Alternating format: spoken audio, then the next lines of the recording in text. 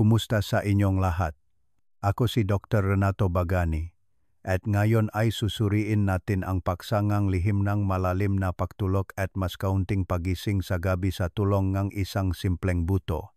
Isang simpleng buto na matatagpuan sa maraming tahanan ay maaring tahimik na nagtatago ng regalo ng mas malalim na pagtulog at mas kaunting pagising. Sa una, maaring pakinggan itong masyadong ordinaryo para maging mahalaga. Gayunpaman, para sa milyon-milyong matatanda, lalo na pagkalipas ng edad 60, ang putol-putol na pagtulog at patuloy na pagpunta sa banyo ay naging isang panggabing pakikibaka.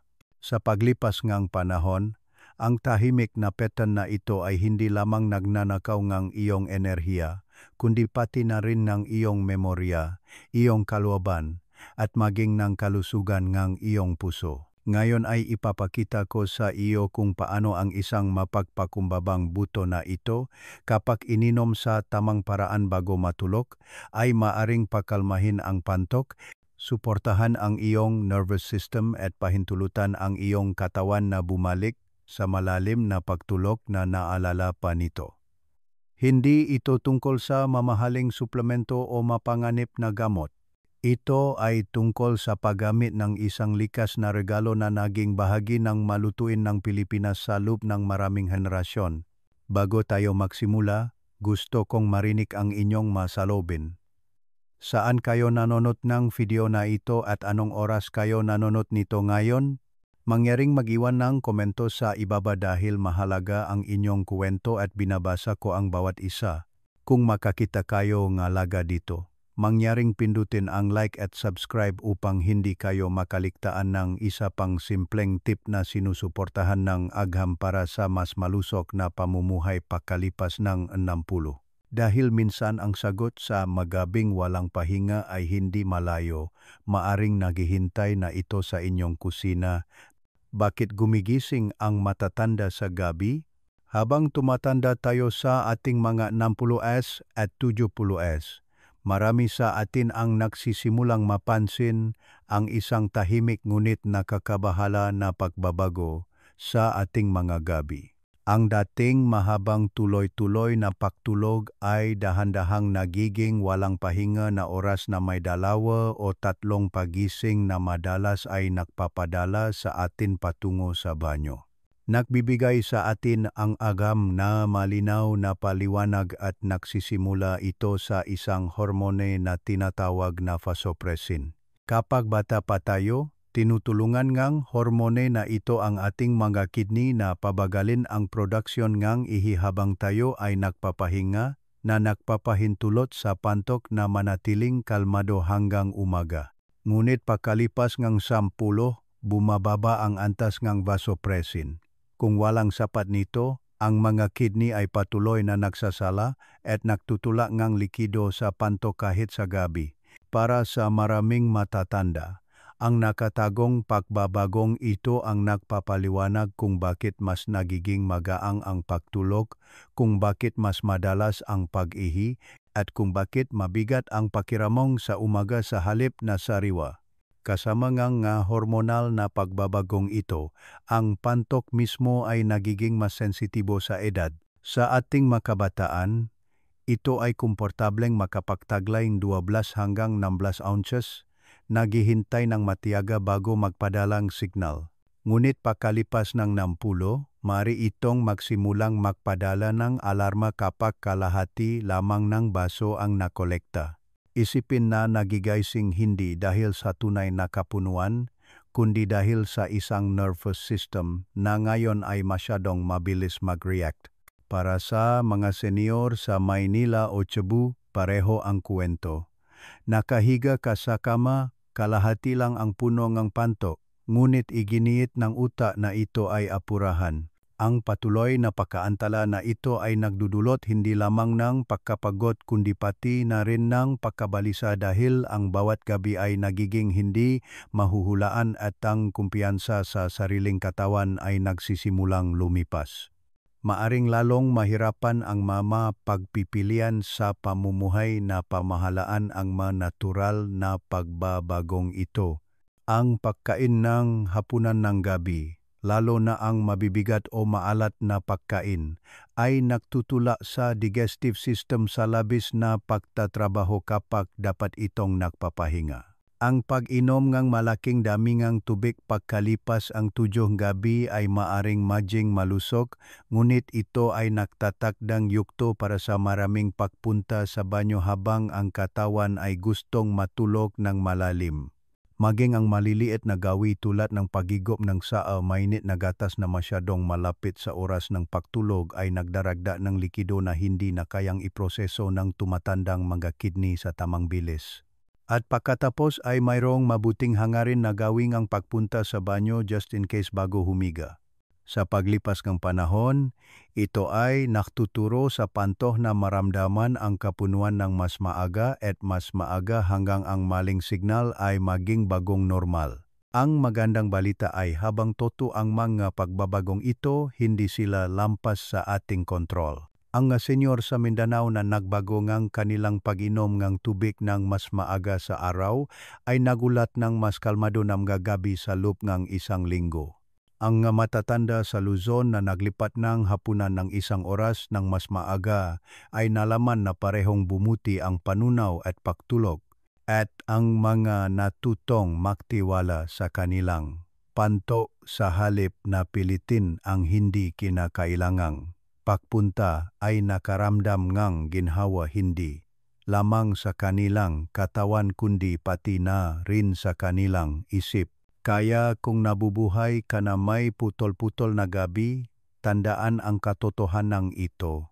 Ang pagtanda ay maring magdulot ng pagbabago, ngunit sa mga banayad na pagsasayos, mari mo pa ring gabayan ang iyong katawan pabalik sa mapayapa at nakakapagbagaling na pahinga.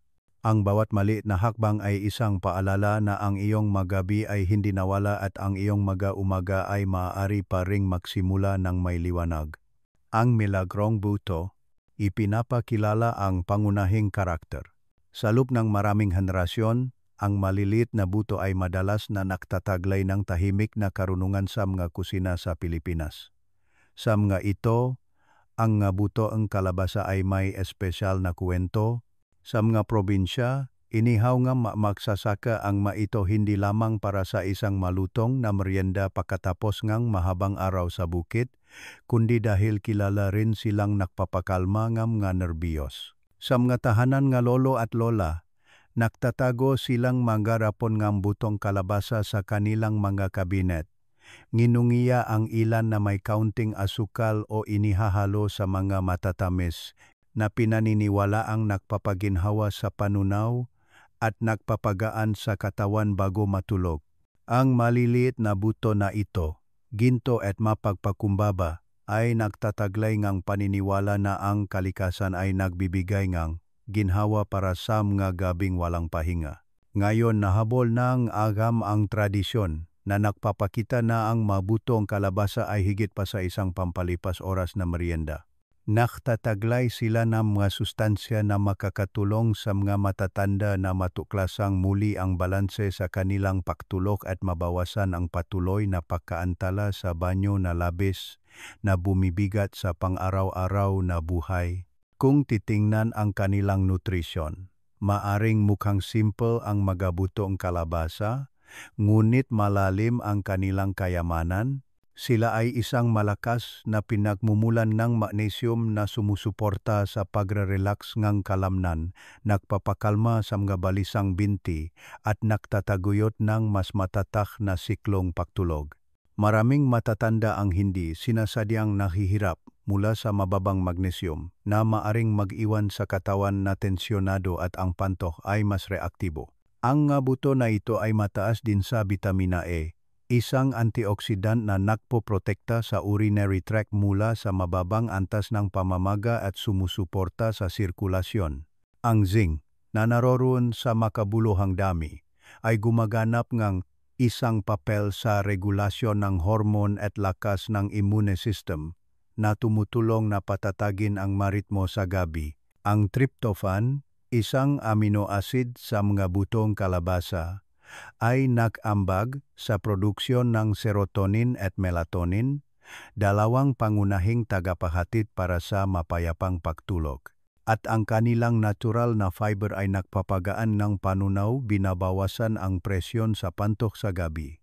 Kung pagsasamahin, ang mga sustansyang ito ay bumubuo ng isang natural na toolkit, nagpapaginhawa sa pantok, nagpapakalma sa nervous system, at ginagabayan ang katawan patungo sa uringang pahinga na hinahangad nito pagalipas ng tinutulungan tayo ngang modernong pananaliksik na maunawaan kung bakit ang mga buto na ito ay nanatili sa paglipas ng panahon. Ang mag-compound sa butong kalabasa ay nagtataguyod ng pagre-relax ng mga makinis na kalamnan kabilang ang mga lining ng pantok. Para sa isang matatanda na mas sensitibo ang mga nerbiyos ng pantok kaysa dati, nangangahulugan ito ngang mas kaunting maling alarma sa gitnang gabi. Ang kanilang anti-inflammatory effects ay lalong napapagaan ng iritasyon sa urinary tract na nagpapahintulot sa pantok na humawa ng likido ng mas comfortable. Ang magnesium ay gumagana ng magkasama sa tryptophan upang pagandahin ang nervous system at dagdagan ang produksyon ng melatonin na nagbibigay sa utak ng mas malakas na signal upang magpahinga.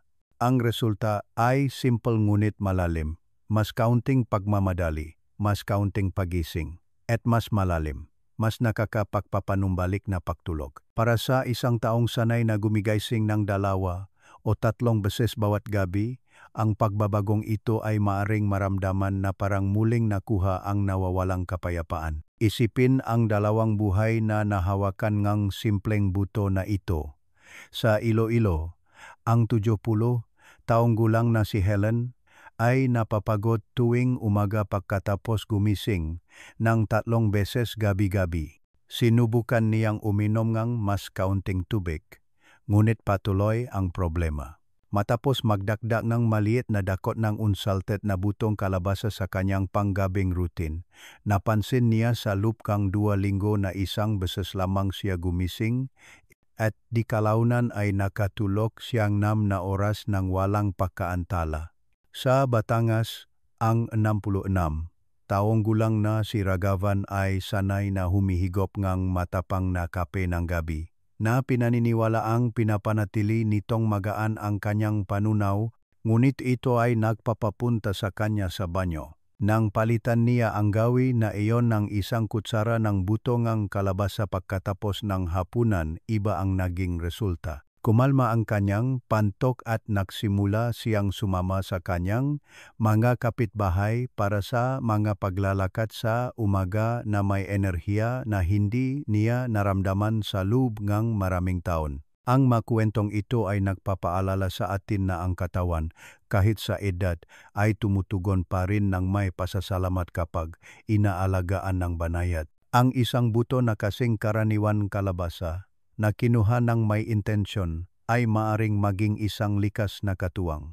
Nag-alok ito sa mga matatanda hindi lamang ng pangakong nga mas kalmado na mga gabi, kundi pati na rin nga tiyakan na ang maliliit na mapag-isip na pagpipilian ay mayroon pa ring kapangyarihan na baguhin ang pang-araw-araw na buhay.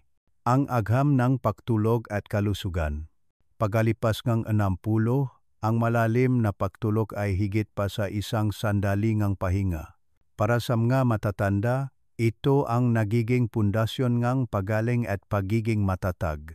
Sa panahon ng pinakamalalim na siklong gabi, bumabagal ang puso, nagiging matatag ang presyon ng dugo at bumubuti ang sirkulasyon na nagpapahintulot sa cardiovascular system na makabawi mula sa pang-araw-araw na stress. Ang utak din ay umaasa sa yuktong ito na nililinaw ang mga dumi na tahimik na nabubuo sa oras ng pagising. Kung walang sapat nito, mas mabilis na lumipas ang memorya. Nagiging maulap ang mga iniisip at maging ang kaloban ay nagsisimulang lumipas. Maraming senyor sa Pilipinas ang nagsasalita tungkol sa pagiga ng gising sa loob ng maraming oras at pagkatapos ay gumising na antok sa kabila ng pagugol ng 1 buong gabi sa kama. Ang totoo ay kung walang malalim at nakakapagpapanumbalik na pagtulog, Ang katawan ay hindi lamang makakabangon kung ano ang dahan-dahang nawawala sa edad, hindi lang ito pagkapagod. Ito ay isang unti-unting pagguho nga, mismong nga sistema na nagpapahintulot sa atin na maramdaman ang buhay. Kinumpirma na ngayon ng mga medikal na pag-aral kung ano ang tahimik na naramdaman ng napakaraming matatanda. Ang putol-putol na gabi ay nagpapataas kang panganib kang sakit sa puso na ginagawang mas matigas ang mga arterya at ang pulso ay mas hindi matatag. Pinipigilan din ngang mahinang pagtulok kung paano pinamamahalaan ngang katawan ang asukal sa dugo na nagpapataas ngang posibilidad ng type 2 diabetes. At marahil ang pinakanakakabahala, ang talama na kakulangan ngang malalim na pagtulog ay nagpapabilis ng mapagbabago sa utak na naunay sa dementia. Napansin ng mga pamilya na nakakalimutan nga kanilang nga mahal sa buhay ang nga simpleng bagay. Inulit ang matanong o nawawalan kumpiyansa sa pang-araw-araw na gawain. Madaling balewalain ang mapagbabagong ito bilang patanda lamang, ngunit ipinapakita ngang agham na malapit silang naunay sa kung paano tayo natutulog. Isang 70 taong gulang na lalaki sa Pampanga na nahirapan sa gabi-gabing pagising ang nakita niyang tumataas ang kanyang presyon ng dugo sa kabila ng gamot. Sa Bicol, isang 65 taong gulang na babay na bihirang matulog ngang higit sa 4 na oras ng tuloy-tuloy ang nagsimulang mapansin ang mapaggalimot sa simpleng pagluluto. Ang mapersonal na kwentong ito ay sumasalamin sa sinasabi sa atin ngang pananaliksik. Ang tuloy-tuloy na pahinga ay kasing halaga ang pagkain at ehersisyo para sa pagpapanatili ngang kalayaan sa huling bahagi ng buhay. Sa kabutihang palad, mayroong nga habang na nasa ating kontrol na makapapabalik sa ritmo ng katawan. Mas mahalaga ang magawain sa gabi kaysa sa karamihan. Ang pagkain ng mabigat at malat na pagkain ng gabi ay pumipilit sa katawan na manatiling aktibo habang dapat itong nagpapahinga. Na iniwan ang panunaw na hindi mapakali at ang pantok ay nasa ilalim ng presyon. Sa pamamagitan ng pagpili ng mas magaan na hapunan na may gulay, maningas na protina o mainit na sopas bago tujongolo, maraming senior ang nakakapansin ng mas kalmadong gabi. Ang paglimita sa mga likido pagkalipas ng paglubog nga araw habang umiinom ng sapat ng mas maaga sa araw ay nagpapababa ng hindi kinakailangang pagpunta sa banyo. Ang maliliit na ritual tulad ng pagdidilim ng ilaw, banayat na pag-unat o pagigop ng mainit na inuming walang caffeine ay nagpapadalang signal sa utak na malapit na ang pahinga.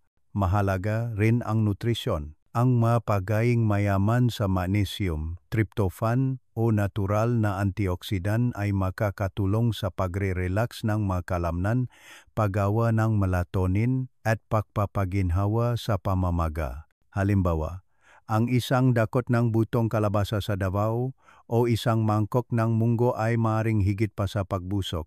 Naghahanda silang katawan para magpahinga. Ang mensahe dito ay banayat ngunit apurahan. Nagdudulot ng mga pagbabago ang pagtanda na hindi natin maaring balewalain. Gayunpaman, nag-alo din itong mapakakataong umangkop ng matalino. Ang malalim na pagtulo pagkatapos ng 10 ay hindi isang luho. Ito ang gamot na ginagawa pa rin na iyong katawan para sa iyo kung bibigyan lamang ng tamang pagkakataon. Sa pamamagitan ng maingat na pagpipilian sa pagkain, tubig, at mga gawi sa gabi, maaari mong protektahan ang iyong puso, panatilihin ang iyong memorya, at batiin ang bawat umaga ng may mas matatag na enerhiya. Kahit sa huling bahaging buhay, ang pahinga ay isa pa ring regalo na naghihintay na kunin. Paano gamitin ang milagrong buto? Ang tamang paraan. Pagdating sa paggamit ng mabuto para sa mas mahusay na pagtulog, mas mahalaga ang tamang dami at tamang oras kaysa sa inisip ngang marami. Para sa karamihan nga matatanda, ang isang maliit na dakot, mga 1 ounce o halos 28 gramo, ay sapat upang maibigay ang manutrisyon ng hindi pinapahirapan ang panunaw.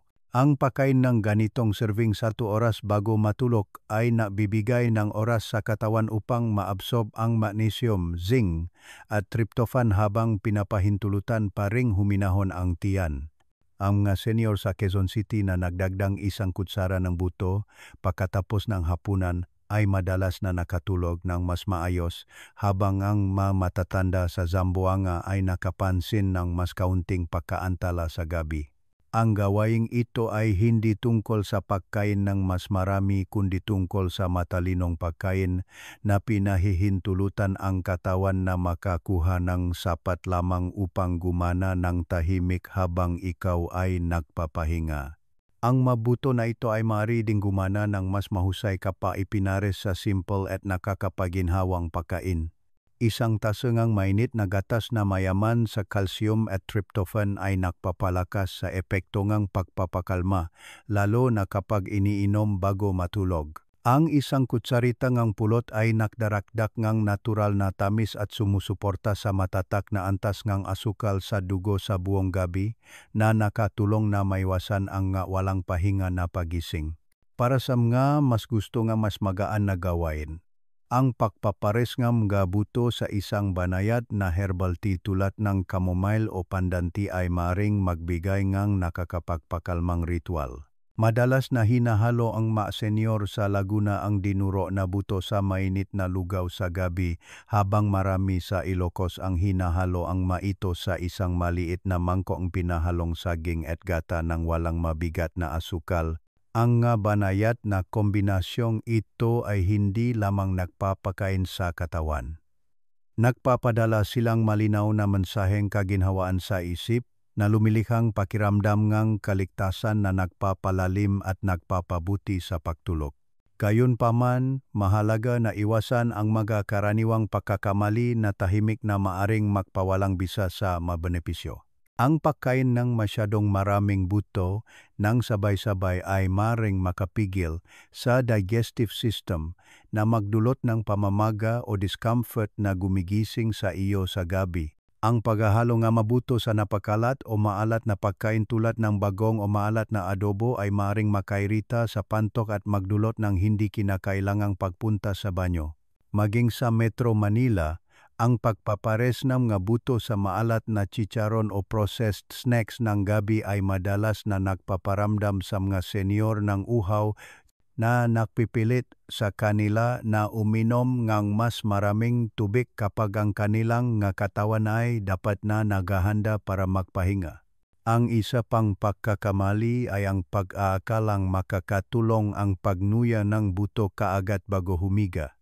Sa totoo lang, kailangan nga katawan ngang hindi bababa sa 30 hanggang 60 minuto upang matunaw ang maito ng maayos. Sa paggalang sa timing na ito at pag-iwas sa hindi nakakatulong na pagpapares, binibigyan mo ang buto nga espasyo upang gumana ayon sa nilalayon. Ang banayad na katotohanan ay ang maliliit na pagpipilian na ito ay maaring magpabago sa ritmo ng iyong gabi. Isang sinusukat na serving na ipinares sa kalmadong pagkain sa gabi ay nagbibigay sa katawan ng kailangan nito nang hindi lumiliha ng mabagong pasanin. Ang mga senior na dating nakaramdam ng tahimik na pagkatalo sa putol-putol na gabi ay madalas na nakakahanap muli ng pag-asa sa mga pagsasayos na ito. Sa pasensya, kamalayan, at paggalang sa timing, maari mo ring gawing tahimik na katuwang para sa iyong pahinga ang isang mapagpakumbabang buto. Hindi ito tungkol sa pagdaragdag ng presyon kundi tungkol sa pagbibigay sa iyong katawan ng pagkakataong maalala kung paano matulog ng mahimbing gabi-gabi. Sumusuportang gawin na gagamitin kasama ng buto. Ang pamamahala ang pag-inom ng tubig ay isa sa pinakasimple ngunit pinakamabibigyan ng pansin na gawi para sa pagpapabuti ng pagtulog pagkatapos ng 60. Maraming matatanda sa Pilipinas ang naniniwala na ang pag-inom ng mas maraming tubig sa gabi ay nagpapanatili sa kanilang kalusugan. Gayunpaman, madalas na nangyayari ang kabaliktaran. Ang malaking dami ng likido pagkalipas ng 6,0 gabi ay pumipilit sa mga kidney. na maktrabaho ng mas mahirap sa buong gabi, na pinupuno ang panto bago handa ang katawan na gumising. Ang isang mas balanseng diskarte ay ang ipamahagi ang pag-inom ng tubig ng pantay-pantay sa buong araw, tinatapos ang karamihan sa hapon. Ang masenyo sa bataan na naglipat ng karamihan sa kanilang pag-inom sa mas maagang oras, ay nagulat ng mas kalmadong gabi habang ang matatanda sa Batangas ay nalaman na ang pagigop lamang ng ilang sips pagkatapos ng paglubok ng araw ay sapat upang manatiling comfortable. Sa pagayos ng isang detalyeng ito, pinahihintulutan mo ang katawan na magpahinga ng mas malalim ng walang patuloy na pagkaantala ng pagpunta sa banyo.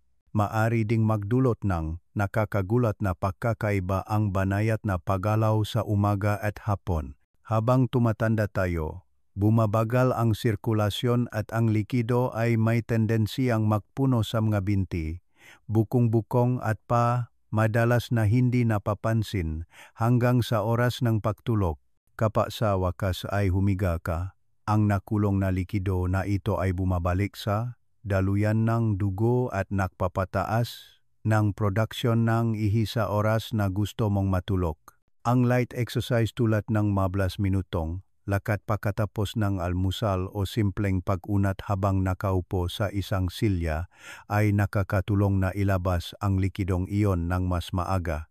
Isang matandang Ginoo sa Cavite ang nagbahagi na bumaba ang kanyang pamamaga sa gabi matapos siyang magsimula ng maikling paglalakad sa paligid ng blok tuwing hapon. Sa Cebu, isang lola ang nakahanap ng ginhawa sa pagtataas ng kanyang mga binti ng banayad habang nanonood ng telebisyon sa gabi na nagpapagaan ng presyon bago matulog.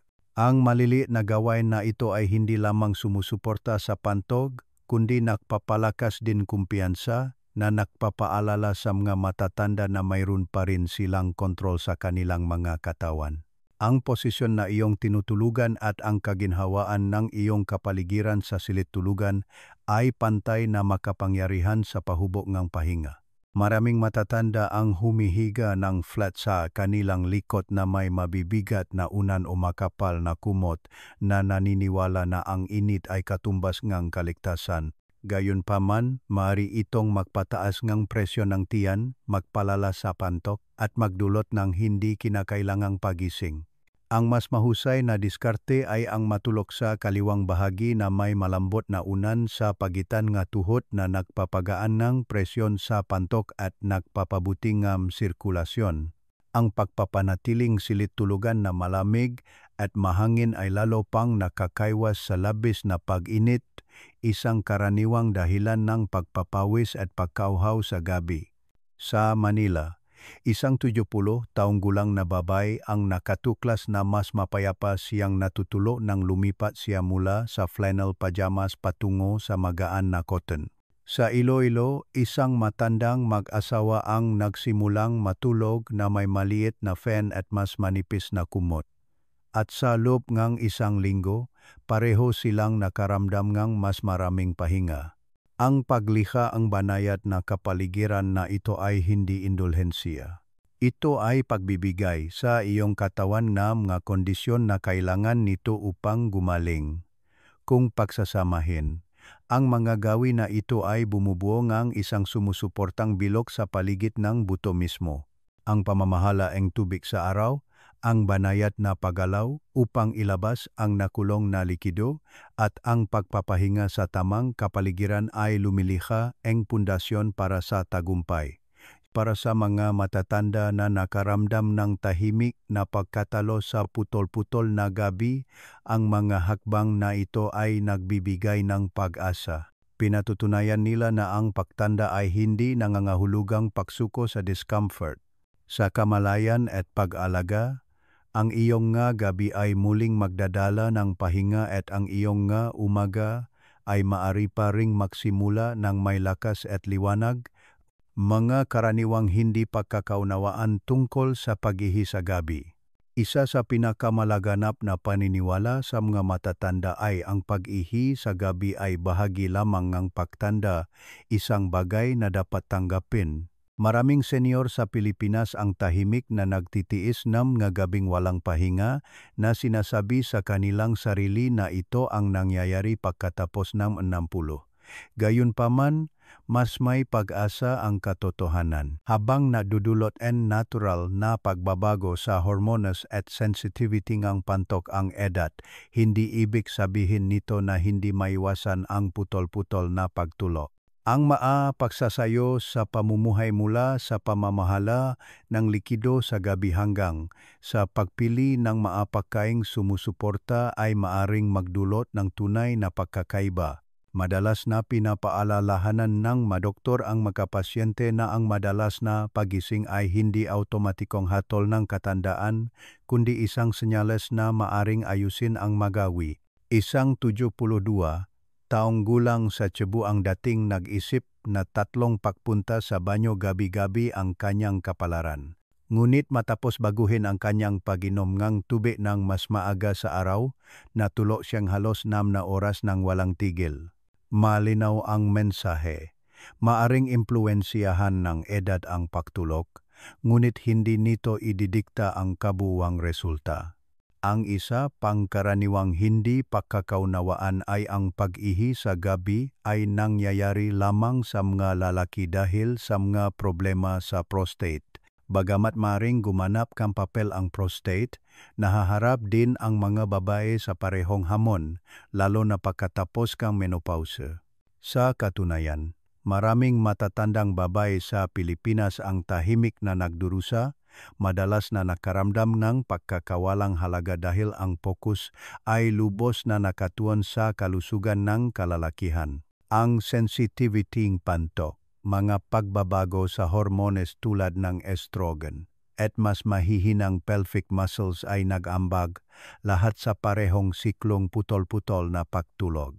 Isang lola sa Davao ang dating nagbahagi kung gaano siya nahihiya na pag-usapan ang kanyang mapagising sa gabi na naniniwalang malalaki lamang ang nakakaranas ng isyong ito.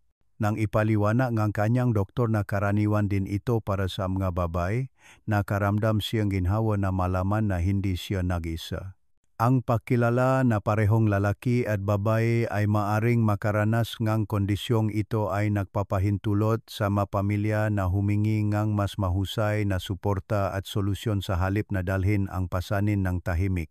Ang ikatlong hindi pagkakaunawaan at marahil ang pinakamapanganib ay ang paniniwalang ang pag-inom ng mas kaunting tubig lamang ang paraan upang ihinto ang pag-ihi sa gabi. Maraming matatanda ang lubos na nagbabawas na umaasang poprotektahan ng dehydration ang kanilang pagtulog. Sa kasamaang palad, madalas na nagdudulot ito ang kabaliktaran na epekto kung walang sapat na hydration sa araw, na stress ang katawan. Tumataas ang presyon ng dugo at ang mga kidney ay maaring aktwal na gumawa ng ihi ng mas hindi pantay-pantay sa gabi. Ang susi ay hindi ang bawasan ng lubusan ang tubig, kundi ang inumin ito sa tamang oras. Ang pag-inom ng karamihan ng likido sa pagitan ng umaga at hapon habang nililimitahan ang pag-inom pagkalipas ng 6,0 gabi ay nakakatulong sa katawan na iproseso ang tubig ng mahusay. Isang retiradong guro sa Maynila ang dating umiwas sa tubig sa buong araw ngunit nakaramdam ng pagkahilo at pagkadumi ngunit nagigising pa rin ng 2 beses bawat gabi. Nang matutunan niyang ipamahagi ang kanyang pag-inom ng pantay-pantay at bawasan bago lumubog ang araw, bumuti ang kanyang pagtulog at mas naging magaan ang kanyang umaga. Ang mahindi pagkakaunawaan na ito ay may bigat dahil iniiwan nila ang maraming matatanda na nakaramdam ng kawalan na pag-asa na parang walang mababago. Ngunit, ang kaalaman ay ang unang hakbang. Salamat sa paglalaan ng oras upang manood at sana ay kapakipakinabang sa iyo ang video na ito. 3.